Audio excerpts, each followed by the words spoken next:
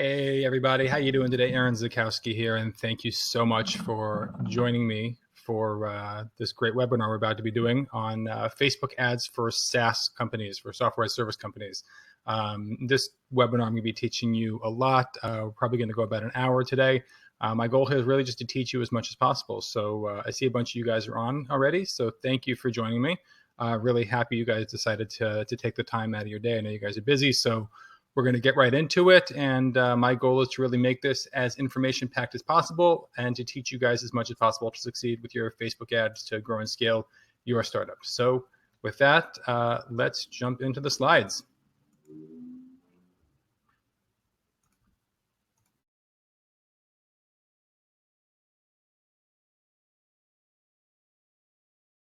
Let's just hide this a little bit over here. Okay, great. So Facebook ads for SaaS, how to accelerate growth and achieve scale through Facebook ads. So before we get started, just a little bit about me. My name is Aaron Zukowski. I am the CEO and founder of Zamo Digital Marketing. So basically my agency helps leading startups to accelerate user acquisition and achieve scale through Facebook ads. In the past several years, I've managed well over $2 million in Facebook ad spend for my clients, generating over 500,000 leads and free trial or freemium signups for my clients. Some of my better known clients would be eBay, Invision, Cuisinart, Webby-Do, Treehouse, and many, many more that we've worked with in the last couple of years. So just again, my company is Zamo Digital Marketing. We are a Facebook ads management agency focusing on SaaS companies. So, we do other types of clients as well. We do some e-commerce, we do some lead gen, other things, but primarily our focus is in SaaS simply because it works really well and we enjoy it. And I'll tell you a little bit more about that in just a few minutes. So before we get going, a few of our clients, just to give you a sense of the type of people we're working with. We're really proud of our client roster. We've built some great relationships, and fortunately, we've left our clients generally very, very happy. So my goal for this webinar for today is basically that I want to help you create high converting Facebook ads to drive more signups for your SaaS startup.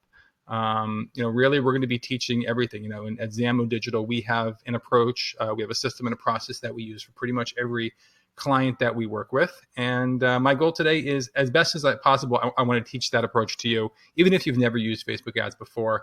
Obviously, I can't teach you everything we know in an hour, but we're going to try our best to teach you as much as we can today. So why am I giving away all this information for free?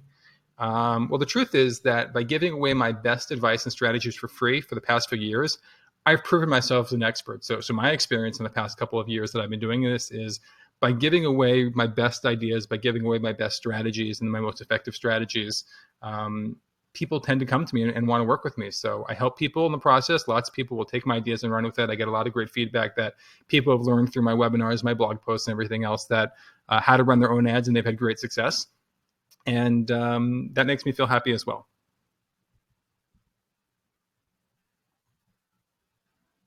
So in the end, I also know that some of you may learn from this, and you'll decide to hire me to manage some of your Facebook ads for you as well.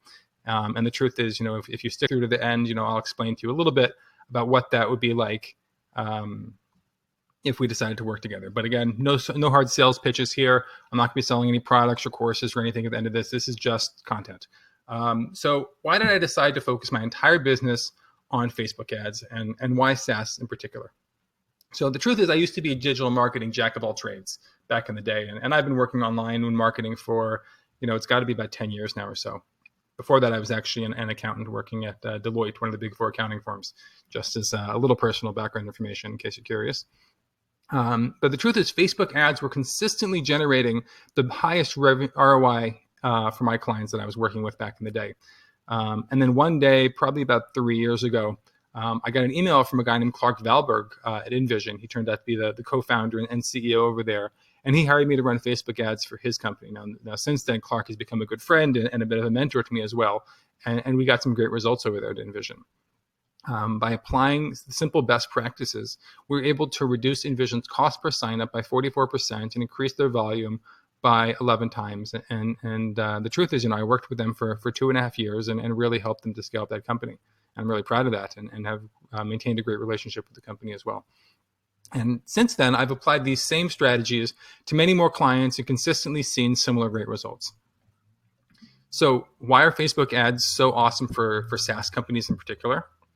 So the truth is that generally people aren't looking for you on Google and other places. So you need to get in front of them.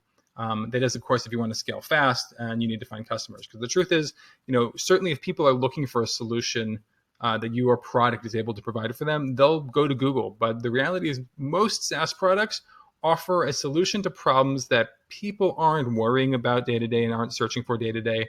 And the volume there on Google just isn't enough. And by using Facebook ads, we're able to get our product in front of the right type of people. And really that's what it takes to grow and to scale. So SaaS companies also have a free trial offer generally, which have a low commitment and high conversions, which is the type of offer that does really well on Facebook. Because you got to remember, people scrolling down their newsfeed, they're not sitting there with credit card in hand buy things, but if you can just have a really low commitment level in terms of that conversion, like just give me an email or a name, then that's going to go pretty well on Facebook. Now, what's also great is that SaaS companies usually have a single offer, which makes it really great for optimization. In most cases, the homepage is actually pretty well optimized as a landing page because SaaS companies usually do one thing and one thing well. It's not like an e-commerce company that has 500 products or so in their catalog, and we need to figure out, well, which product should we be sending people to? That's just not how SaaS usually works. So for all those reasons, I love working with SaaS clients. Like I said, it's probably at least 50, 60% of my clientele that I've been working with over the last couple of years. So in the 4 or 5 years now that I've been focusing almost exclusively on Facebook ads, I've done a lot of things right, and I've done a lot of things wrong. And after managing Facebook ads now for more than 6 years, I've discovered that the ads that worked last year aren't really working anymore. I've also learned a system that allows me to apply the 80-20 rule, Pareto principle, to Facebook ad management. And while the most engaging ads are, in most cases, actually the easiest to create.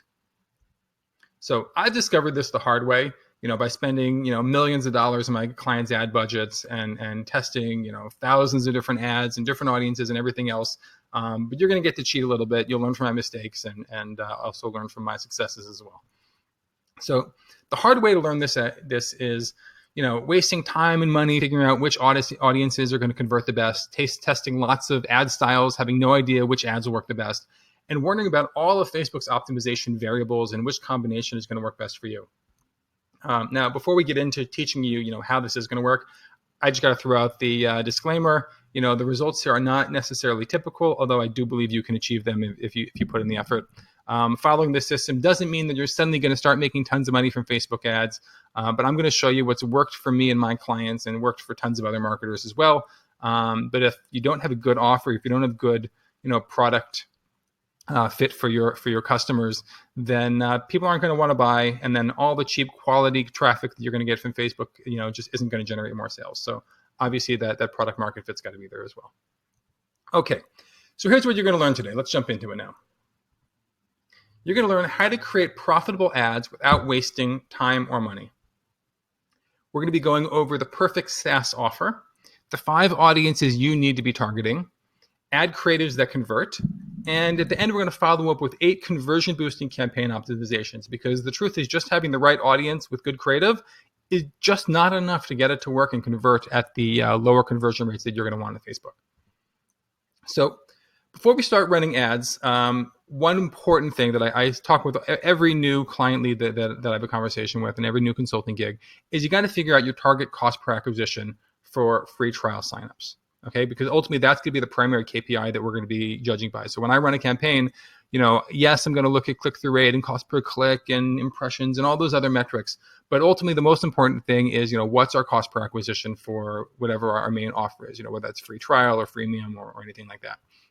So in order to figure that out, very simple. I'm not going to dwell on this too much. You're looking at the long-term value of a customer times your upgrade rate. So for example, if a client is worth $500 to you and 10% of free trial users are upgrading to paid, well then $50 is essentially your break-even point over there. Obviously you're going to want to go below that so you could be actually making money on this as well. So the offer. What should you be offering in your ads? So the ideal offer has a low commitment. Typically free trial or freemium offers work really, really well for SaaS companies, as you mentioned before. Credit card, if you can work it without a credit card, if that can jive with your business model, then that's definitely going to lower the barrier to entry for people to sign up. And obviously, free trial or freemium offers, free for life or freemium, are going to do very well as well. So additional content ideas that you can throw into the mix, promoting content, blog posts, videos, etc., and just building your community of people that your company or familiar with your company, like your company. You could see companies like HubSpot, like Invision, people that are just building their brand and their content just to get people to know them. Now, getting into audience targeting for a bit, there are 5 audiences which you need to be targeting with Facebook ads. But before we get into those 5 audiences, it's really important just to take a quick step back and understand the difference between cold audiences versus warm audiences. Now, warm audiences are the people who already know you, your company, or visited your website. And cold audiences are those people who have never interacted with or heard of your company before and are just finding out about you for the first time from your ads. Now, you got to get your offer right. At the beginning, we don't want to be selling to cold audiences. And by selling, I mean asking them to take out their credit card. Now, of course, it can work, and in e-commerce works very well. And some offers do require a credit card, but we're looking at the ideal, the easiest way to get this to work here. Definitely give value and educate people. I believe that your free trial is giving value and is educating people about your product, and build those relationships by being cool, by offering great customer service and all that. Other ways to be using Facebook ads to provide great value. As we said, freemium or free trial offers, educating people with videos, webinars, giveaways, ebooks, blog posts. All those things allow us to give first before we ask for anything from our website visitors and our potential customers. Now, the first audience that we're going to want to be targeting are our Facebook fans. Obviously, these are people that already have an affinity to our company, and we're very likely to both sign up and ultimately can become brand ambassadors. Now, a little bit of a tip, in today's day and age, don't pay for fans. I generally recommend that people don't run ads trying to grow their fan count. It's just not going to provide any value to anybody. But one little tip, if you are looking for ads of people that actually are interested in you, is you can invite people who have liked your posts in the past to like your page. So if you click on any post off your Facebook page and you click on the little link that says how many people liked or reacted to the post, it'll show you this list like you see on the screen here of all those people, and just click that little invite button, and it's free, obviously, and you can send an invitation into people's updates asking them to like your page. And if they've liked your posts in the past, then there's a great likelihood that they will also want to like your page as well. Now, audience number 2 is retargeting. Now, promoting ads to your recent website visitors with website custom audiences is also one of the best ways. This is where a lot of your lowest cost conversions are going to be coming from, is people who have recently visited your website. Now, these people have already shown interest, they visited your site, and you can just target them again just to bring them back to the site and go for the kill or go for the sign up. Now, who should we be retargeting? Now, obviously, there's website visitors. We can be segmenting them down a little bit more by people who have specifically indicated, higher quality or more interest by visiting your pricing page, or people that visited your sign up page, or any other key piece of content on your site. We could be targeting people who have watched a video.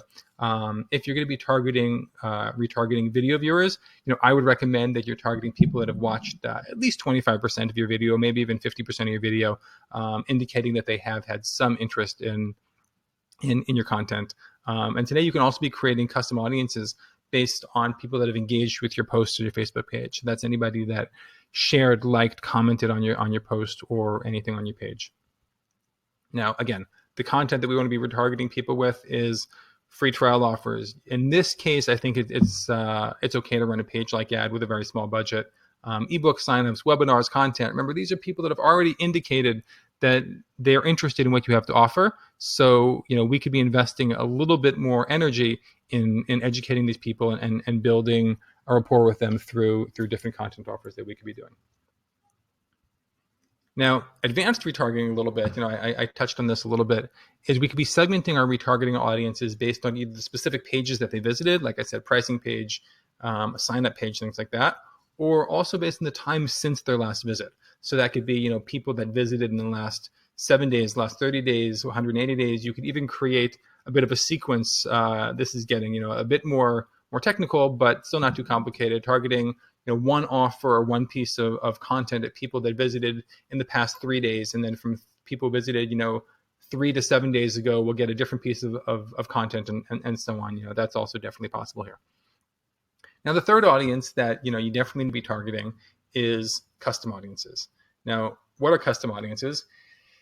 It's basically when you can upload a list of emails from your newsletter, subscribers, free trial users, paid customers, and Facebook will let you target those specific people with ads. Now, obviously, they'll have to make sure they could match those emails to actual users on Facebook, and they're pretty good at matching. If you have a more of a consumer-facing product, you'll probably have a higher match rate over there. If you're more of a B2B business, then your match rate might be a little bit smaller, but generally about, someplace in the 40 to 60% range, I would imagine. Now, you should be nurturing your custom audience list just like your fans, because just like fans, they can become your best brand evangelists and ultimately your best customers. And in many cases, they already are your customers, in which case you can be using custom audiences, let's say, to get people to upgrade from free to paid. You can be getting people to, upgrade to higher plans or to use new features, anything like that. So as I said, custom audiences are a great way to get people to upgrade.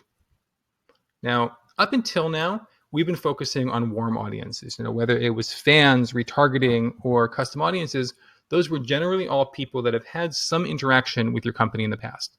Now with the next audience, we're going to be getting into what we call cold audiences, people that have never heard of you before, usually going to be totally unaware of you. The first of those audiences is going to be interests and demographics. Now, interests and demographics are how you can broaden your reach to reach new relevant potential customers, right? Obviously, we could be hitting people based on their gender, based on their age, geographic locations. We could be targeting people who are interested in your competitors or in, parallel companies, for example. That might be like a lawyer targeting people that are interested in accountants, let's say. They're not competing, but, the people have similar needs. Targeting trade organizations or magazines, professional titles and job titles, and general interests like people who are interested in photography, skiing, graphic design, you name it, Facebook's got an interest group for it. When you're just getting started with Facebook ads, this is going to be the way that you're going to go. If you don't have audiences yet, if you don't have fans yet, if you don't have website traffic to be retargeting, you will always need to be starting with interests and demographics. Find the people that, based on your research and your logic, would tell you be the most likely to be interested in your products and most likely to convert, and target that audience and those groups, test different ones, figure out what works best for you. And then ultimately you'll use that to build up your initial retargeting list. You'll use that to build up your initial subscribers to your product, all those types of things. And then once you've got a bit of a core, we'll get on to things that are a little bit more complex and usually more effective as well, i.e. lookalike audiences, which we will be getting to in just a moment or so. So one thing to be aware of with interests and demographics is that you can combine different interests or exclude different interests based on segments. So again, we could be using people that like both Coca-Cola and Pepsi, or we could say, we also would like to be targeting people who like Coca-Cola but who do not like Pepsi. That's also an option as well. Lookalike audiences. So lookalike audiences today are really where it's at. These are really where people are scaling and having the most success from their Facebook ads. So what exactly are lookalike audiences? They're an extremely effective way to broaden your reach to new relevant and potential customers. Basically, Facebook's algorithm uses multiple data points to create a custom audience of people who are most similar to your current audience or customers. So what exactly does that mean? So to create a lookalike audience, which will be unique, obviously, to your business, you will provide Facebook with some type of base audience. It could be your fans. It could be your website visitors. It could be a list of your past customers, right? And Facebook will take that audience and find the people that they think are most similar to that group of people, and then they'll create a new audience for you that they think are most similar or look alike those people, and allow you to target that. Now, I know it sounds like a lot of risk, but I'm telling you, trust the Zuck, trust Facebook. They know what they're doing. This really, really works, even though we have no idea who's on that list that they're going to be targeting for us. Just trust me that it works, and they definitely got your back. So lookalike audiences. For most campaigns that I run for my clients, we've experienced that they're taking up about 80% of the budget and at least 80%, if not more, of our total conversions. That's just because they work that well. Facebook's value, the fact that they're a multi-billion-dollar company, by huge multiples, is simply because their algorithm works like crazy to deliver great value and understand their user behaviors. Now, when creating a lookalike audience, you could be creating it from your conversion pixel or conversion events. Generally, that is, the most amazing, high profit, high conversion audience that we ever target. So basically what you do, you've got your conversion pixel that triggers or fires every time somebody signs up for your offer. And we can build a lookalike on the people that have hit that conversion event. So Facebook was like, okay, these people converted, let's find more people just like those people. You could be doing the same thing from website visitors, Facebook fans, custom audiences, for example, an email list of your newsletter subscribers or past customers or past free users. You could also be creating lookalike based on the video viewers or post engagers. In general, you're going to need, Facebook reps that I talk to will tell you at least 1,000 to 2,000 users in your base audience in order to create an effective Facebook audience. But obviously, the more the better, the more data points that you can provide to them, the better, more effective they're going to be able to create a lookalike audience for you, just because it creates more data points for them to be able to do that. Now, obviously, you need to be balancing out the quality versus the size of your base audience. Now, obviously, as I said before, you want to have the largest relevant audience possible for them to have as many data points as possible to create their lookalike audience. But having a quality, valuable audience is also important. And finding that balance is often trial and error. We would want higher value people, let's say paid users, are going to be much more valuable audience to start from than a broader audience of just everybody that visited our website ever. But the website visitor base is going to be bigger and the number of customers is going to be smaller. And we got to figure out, which lookalike is going to work the best from those. In general, a 1% lookalike audience in the US is going to be about 2 million people, and the size will vary by country. If that's too many people, if you think, listen, 2 million people is way more than I think my target audience is, you can try refining that down by saying, I want, the 2 million people lookalike audience, but of those people, only the ones who are interested in a particular interest or demographic group. And then that'll refine and segment down that audience quite a bit smaller. One tip is not to expand to using a 2% lookalike audience until you've proven that the 1% audience is working effectively for you. Often I'll audit people's accounts and I'll take a look and I see them targeting, a 2% lookalike with 4 million people or 3% lookalike with 6 million people. And to be totally honest, they're just wasting money because they wonder why it's not working. And yet they haven't ever tested, well, what about a 1% lookalike? If the 1% lookalike isn't going to work, well, then I can pretty much promise you the 2% or 3% isn't going to work. So usually we'll start with the 1% lookalike for quite a while. We'll kind of saturate that market and that audience for a bit. And then when we're ready to scale or look for new people to be able to promote to, that's when we'll expand to a 2% lookalike audience. And as I mentioned before, when you're just getting started, you may not have a large enough base audience to create good lookalikes. And if that's the case, just use interests and demographics to get the ball rolling for yourself. Now, as a bonus audience, it's important to know about exclusion audiences. Now, these are audiences that you would specifically want to exclude from your ad campaigns. So who would that be? It would be existing users, current email subscribers, paid customers. These are people that have already signed up. They've already joined your community. You have other ways of reaching them. There's no reason that you need to be continuing to hit them with ads, and especially not with an offer that they've already accepted. So now that we've gotten into audiences for a while, let's talk for a little bit about ad creatives. So there are three elements of a Facebook ad, as far as I'm concerned, really. There's the image, there's the ad copy, and then there's the website or landing page that we're going to be sending traffic to. Now, the three jobs that it really are is the job of the image is to grab the attention of the Facebook user. They're scrolling down their news feed, be it on their desktop or on their mobile. They're scrolling. Our image needs to do something to grab their attention and make them to stop scrolling, right? As soon as they've stopped, what's somebody naturally going to do? They're going to read, okay, what's going on with this interesting image that grabbed my attention? What's written here? So the ad copy needs to create an emotional connection, pre-frame the sale, and ultimately generate the click. So really the ad copy needs to get that person who's now stopped to look at your ad to click on the ad. Now obviously we want to pre-sell them, but it's really got to grab their attention and grab their curiosity. And once they've clicked, the website is responsible for ultimately generating the conversion and getting people to sign up or to purchase. So I've got 3 different ad styles that I typically like to work with, and I'll tell you which one's my favorite in just a few minutes. So the first one is the obvious ad. I should be coming up with a cuter name for this, but I'm just honestly not very good at coming up with cute names like that. But this is your typical ad that promotes the product and its features and has a clear CTA. You've definitely seen them, and you've probably avoided clicking on them in the past. Now, content style ads are ads that look like content. They don't necessarily look like an ad. And a hybrid method is kind of a combination of both, where at first glance it doesn't really look like an ad, but there are indications there that there will be an offer if somebody clicks. Now, my obvious ads, these are clearly an advertisement. Anybody that views them knows there's something being promoted here. They've got a strong call to action. They're using social proof, benefit statements. The image is probably going to be a screenshot of your product or something like that.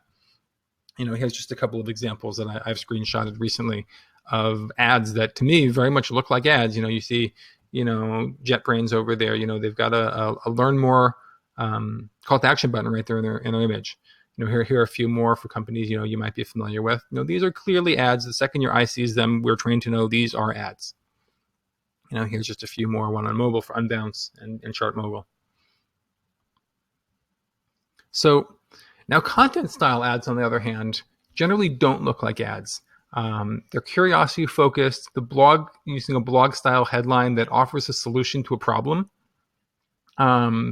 So generally we'll use the best practices in writing a blog headline. It might be a listicle headline. It might be a how-to headline, something like that. And always it'll be teasing at a solution to a problem that we know that our potential customers have and that we know that our product can solve for them, right?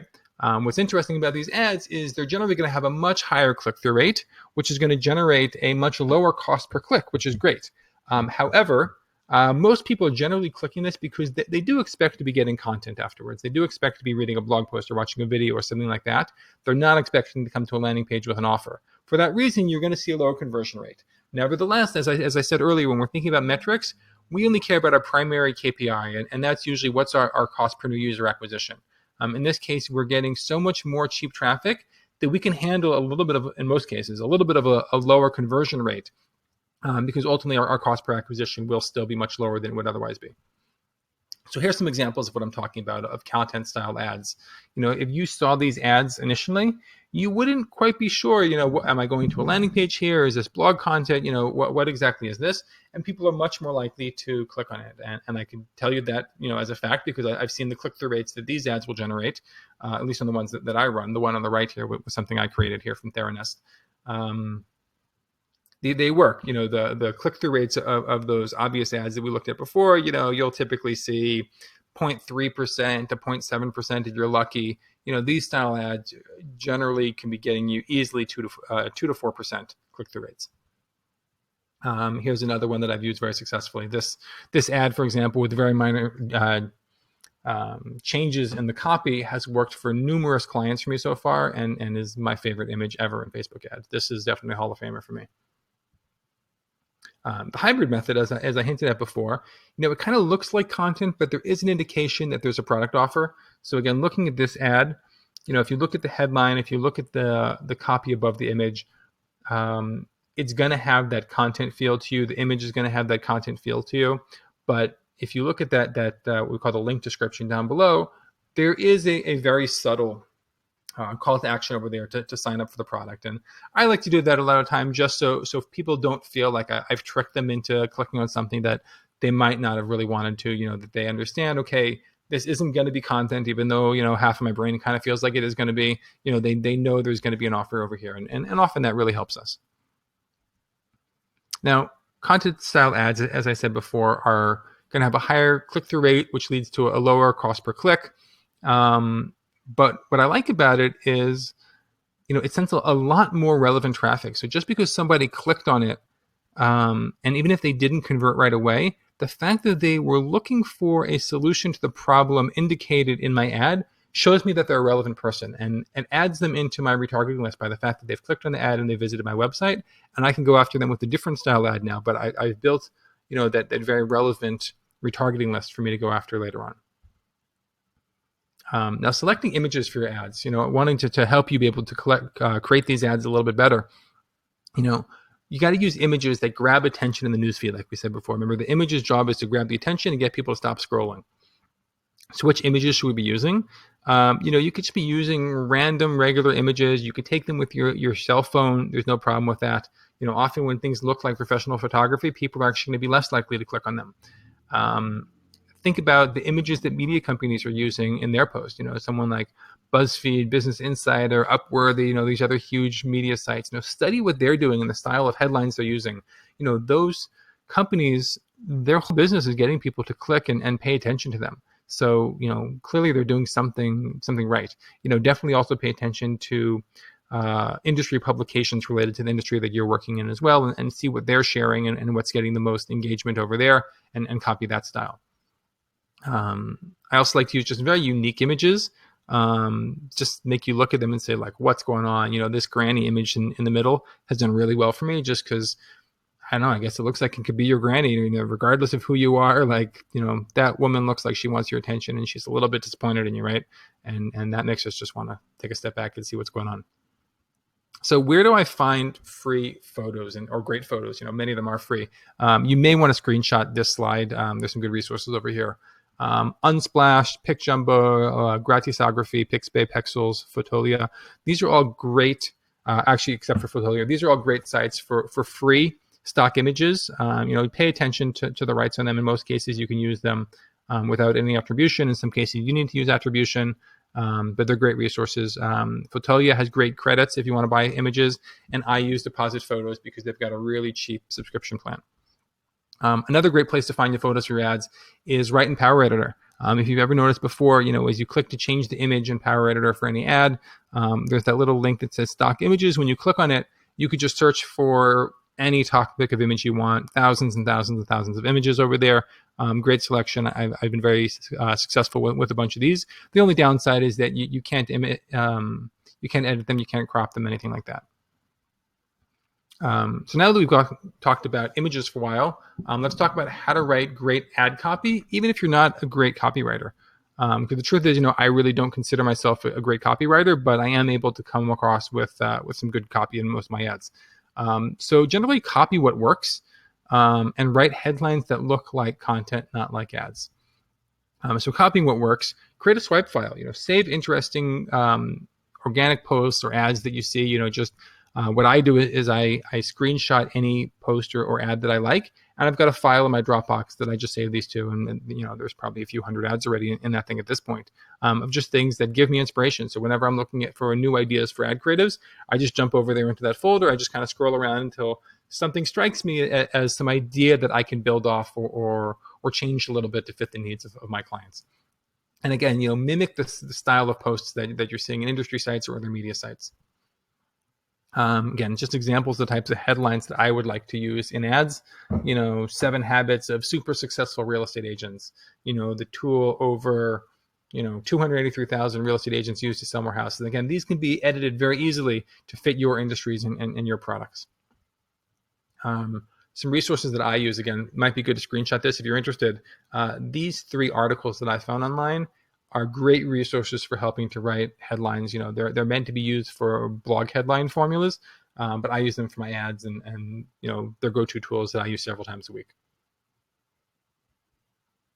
So again, write headlines that look like content, not ads, but even better is if you can sell with content. And what I mean by that is I have one client that I've been working with for the past year who we've been sending pretty much all of our traffic to a blog post. We're not even sending them to a landing page, but the blog post is optimized to really get people interested in the product that they're selling. And people have been signing up for a demo request, in huge numbers and a great price. And the client's been really happy and has grown 6x this year, I think, off the back of that. So if you could sell with content by sending people to a blog post, let's say, or to a video, well, that's exactly what Facebook wants you to be doing. It's exactly what the user wants to be getting when they click on these ads.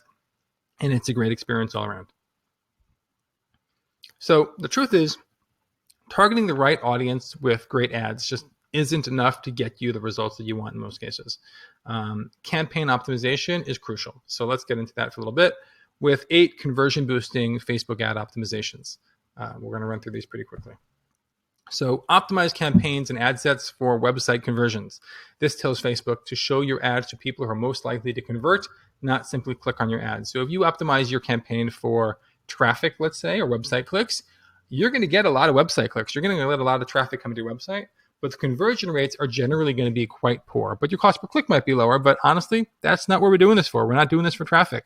So if your goal is to get conversions or signups, then you want to be optimizing your campaign for signups, for website conversions, sorry. Using daily budgets. So you have the option for a lifetime budget or a daily budget. In my experience, daily budgets generally give you a lot more control over your ad sets and help to get better results as you want to tweak those budgets over time and work with them. I find that to be the way to go. When you're getting started, only have one interest group per ad set. So the ad set level is where you're going to be doing all of your audiences. If you bucket too many interests into a single ad set, then you're just not going to know which one of those created the audience that's working and which ones aren't working and are just sucking up your budget. So have relatively narrow ad sets with relatively narrow audiences within there. Test a whole bunch of them, learn which audiences are going to work.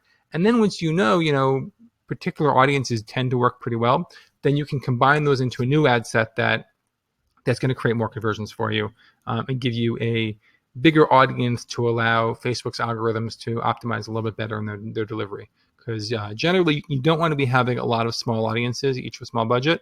As much as possible, it's better to combine your audiences into larger ad sets with larger budgets and allow the algorithm to optimize on its own. But don't segment audiences too much either. And what I mean by that is people have a tendency, I see, to want to segment out different age buckets or different genders, different geographic areas. And that's really not necessary at the beginning. So at the beginning of the campaign, I would not recommend segmenting by placement too much. By placement, I mean, are you going on mobile or desktop or newsfeed or Instagram or right column or audience network, any of those things. Don't segment by gender, by age. Start with that broad audience, as we said before. And then once you've gotten a little bit of data on there, you can use in Ad Manager, you can use the breakouts drop-down box to pull out more data on your campaigns. They'll tell you, by age range, who was most likely to convert, and you can see all your data and metrics based on ages, on placements, on genders, and a number of other factors as well there. Generally, I'll recommend testing 1 to 2 new ad creatives per ad set. And the reason I don't do more is because Facebook is really good with their algorithm at optimizing audiences and figuring out how to deliver to, but they're not very good at being statistically relevant about testing different ad creatives. So if you put, let's say, 5 ad creatives into an ad set, Facebook is going to pick the winner really, really quickly. And then they're going to just start running, 90+% of your budget all at that one ad creative, even though the other creatives might not have gotten enough traffic to be statistically relevant to determine that they're not winners. So for that reason, I'll put 1 to 2 ad creatives per ad set, and then I can control how much budget goes to each of those creatives just to make, determine for myself, are these winners, are these losers. Test different ad formats and placements. So by formats, I mean video ads, image ads, lead gen ads, carousel ads now isn't on here, but should be. And ad placements of desktop newsfeed, mobile newsfeed, right column ads, Instagram, and there's others.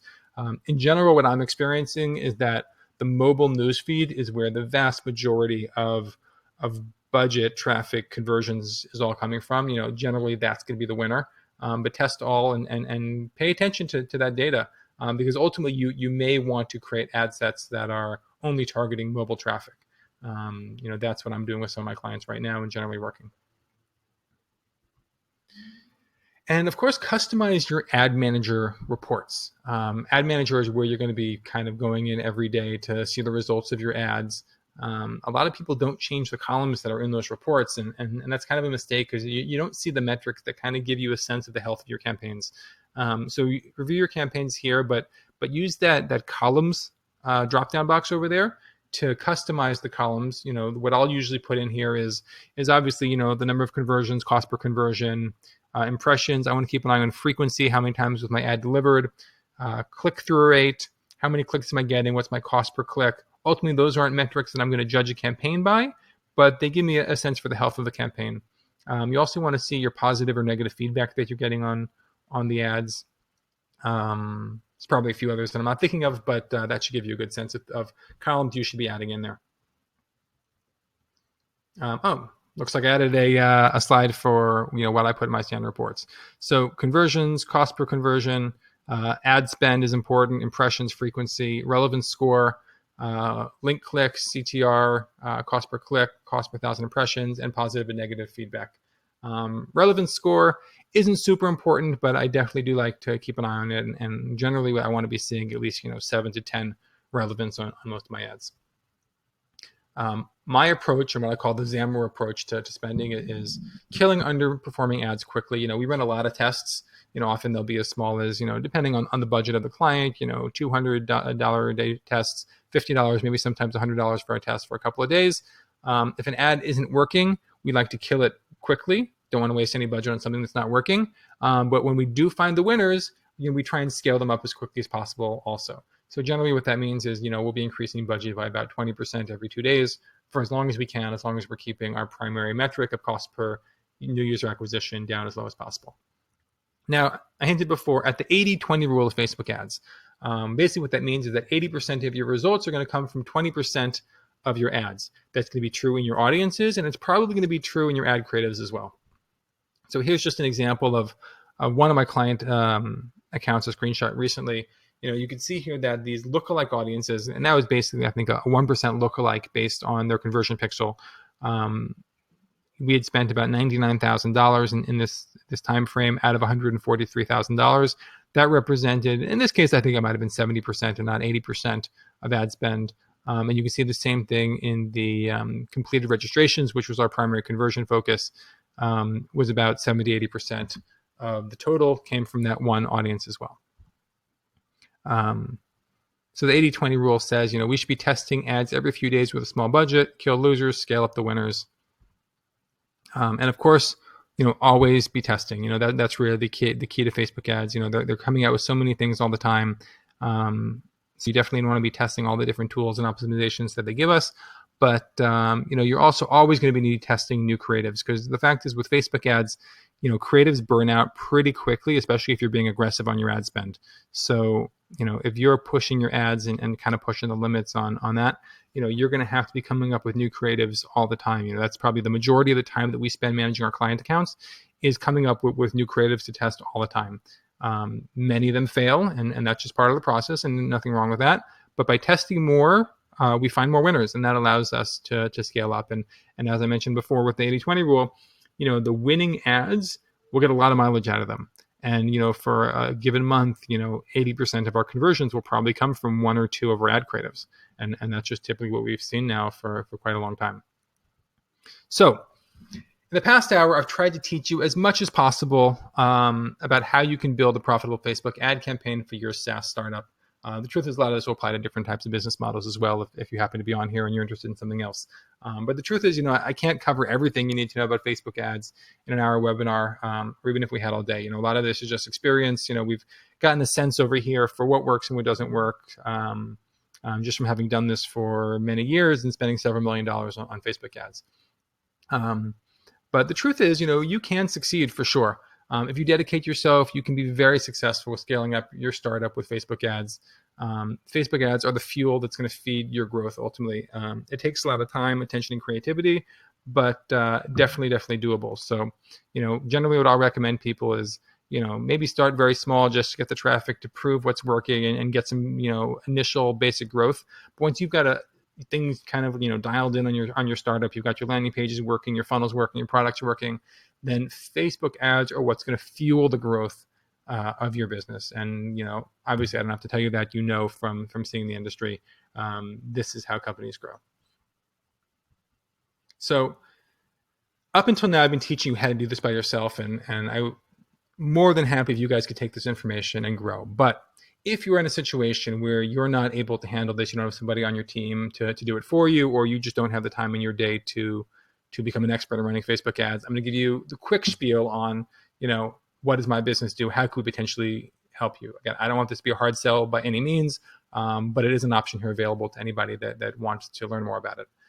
So basically, Zamo Digital, my company, is a full-service Facebook ads management firm agency focused on fast-growing SaaS startups. Here's what we'll do for you. We develop full Facebook ad strategies. We'll set up and implement your campaigns, testing, up to 20 new ad creatives per month.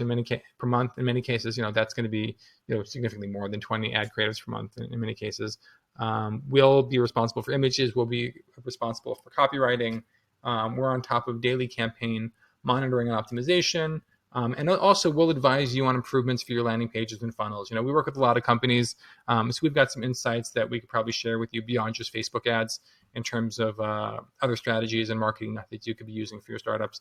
As much as I do focus on Facebook ads, I understand that it isn't a one-size-fits-all solution. Sometimes it isn't right for people. Sometimes there's other things you could be doing to also help. And my goal is to be able to give as much helpful feedback to my clients and potential clients as well. Here's what you would be responsible for if we did decide to work together. Setting a target cost per new user acquisition, as we spoke about before. We got to calculate that based on our long-term value of a customer. Maintaining a high converting landing page and funnel. Ultimately, the landing page and funnel is going to be your responsibility. Answering our questions and providing other resources in a timely manner. And you will be, of course, responsible for paying for your ad spend directly to Facebook. Just a little bit of feedback from some of my clients. Clark Valberg, CEO of Invision. We got great results for them. He worked with us with this company for, again, 2.5 years. We really helped them to scale. They've had tremendous growth, and I'm happy to say we were a big part of that. Also, Morgan Brown, who many of you may know, he's the author of the recent book, Hacking Growth. COO of Inman, one of the founders of growthhackers.com, and now recently starting to work at Facebook himself, was a client of mine for a long time and recommended my work and has recommended me to several friends and other companies as well. So I understand that my service isn't for everyone, and I'm totally fine with that. So who this service is for? It's for startups with a proven product and sales funnel who are committed to making Facebook a serious growth engine for user acquisition. And to be honest, who are ready to invest at least $10,000 per month on Facebook ads. Certainly, you can succeed on Facebook ads with a much smaller budget.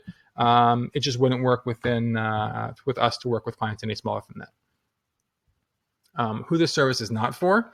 It's generally not for startups who haven't proven their funnel yet. We don't want to be spending significant money of your money if you haven't quite figured out what's working. We wouldn't want you to waste your money on that. And it's also not for companies who aren't committed to investing in making Facebook work. You got to be all in, to make this happen. So what does it cost? Total transparency here. I want you guys to know this, right now. Our monthly management fee is the greater of 15% of ad spend, or $2,500. Generally, the break-even point there is at about $17,000, $18,000. In the first month, we charge a $2,500 setup fee. And that's going to be for the extra strategy involved, graphic design, if we have to have any extra copywriters coming in to help us, setting up pixels properly and conversion events, all that gets covered by the first month setup fee. And of course, you'll have to be paying for the actual Facebook ads. We recommend having at least $5,000 per month as a very minimum. Often our clients are getting closer to $100,000 per month in their actual ad spend. But usually, we start low with everybody and we scale up as we see results and ROI for our clients.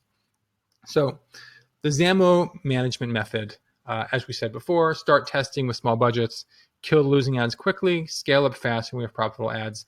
I like to say I treat my clients' money like my own money. So, I'm conservative. I'm conservative in my spend until we see things really working. And then, we like to really ramp it up and we've been very successful with that. So we know what's working and not working with Facebook ads now. Because we're managing so many different accounts at any given time, we've got a bit more understanding of the markets, of the trends that are going on. We're reading different forums and we're involved in Facebook groups with other Facebook ad buyers to know what's working, what's not working, what are the trends happening, what are different reps saying. We got our pulse on our finger on the pulse of what's happening with Facebook ads these days. So does that sound like something that can help you? If it does, then I'm going to invite you to contact me for a $1 consultation call.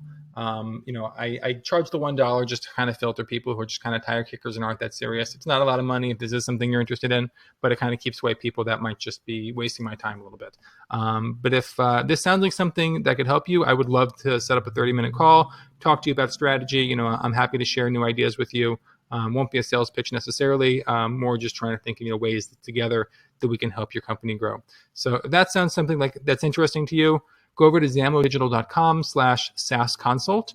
Over there, it'll bring you to a page to sign up and schedule time on my calendar so that we can get it on a call and talk sometime soon about ways that we could help your company grow with Facebook ads.